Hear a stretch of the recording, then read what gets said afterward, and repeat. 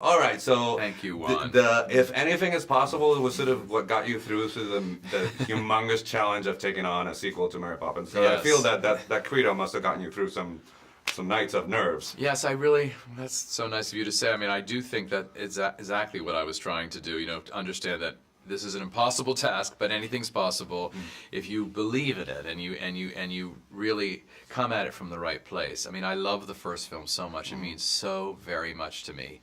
It's very deep inside me, and I wanted to pay homage to that beautiful first film. At the same time, I was really interested in creating something new, a whole new storyline, with an entire new musical score, and so that was the goal. It was a real balancing act the whole time I was working. Yeah. So obviously you stepped outside the musical genre before, and you've done really well. But I wonder, when you're Rob Marshall and you can do great with the musicals, does that mean that you felt extremely challenged by the animation part of it? Because it's a whole thing that you haven't done before. So. That was very good. That was exactly the most challenging part of this film, and that's why we started with it. We shot that first, because it was challenging, but also because we were doing hand-drawn animation, 2D, classic Disney animation. Wow.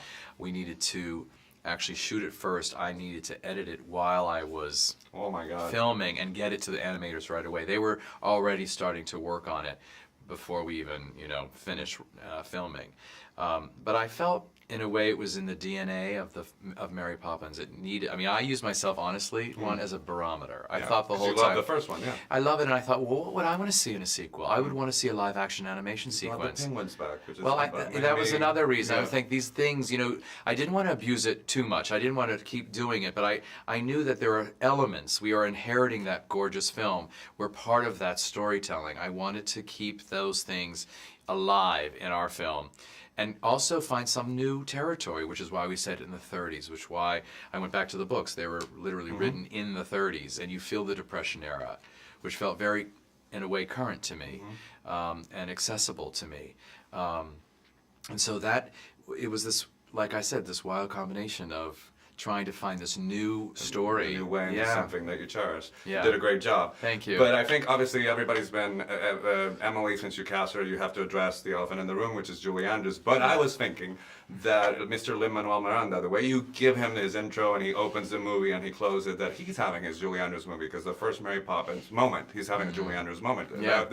That was a movie that turned her into a movie star. Oh, isn't that a lovely way to think of it? I thought here's your movie star, Lin-Manuel Miranda. So how's our boy? Because I'm from Puerto Rico. How would you describe him as a performer? Well, here's the thing. A lot of people think of him as a writer, which he's a genius writer. But I see him as an actor. That's what I saw when I saw Hamilton, and when I saw him before Hamilton and other things. I see him as a brilliant performer.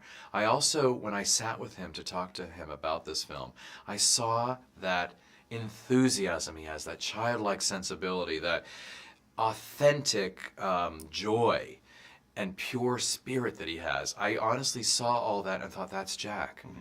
He's literally Jack. He's this incredible spirit that's lighting up London, figuratively and literally. I mean, it's all and I thought, I know it sounds crazy, but it's hard to find someone like that today. It's such a jaded time, and he's just there. The kids loved him. I could tell that the children love him because he's just has that inside him. So it was a thrill to take someone from Broadway. I actually purposely also was trying to do what you were just describing. Walt Disney went to Broadway because that's where musical talent is created, and found Julie Andrews and basically Dick Van Dyke, coming from theater too, and brought them to screen, and it was thrilling to do that with Lynn.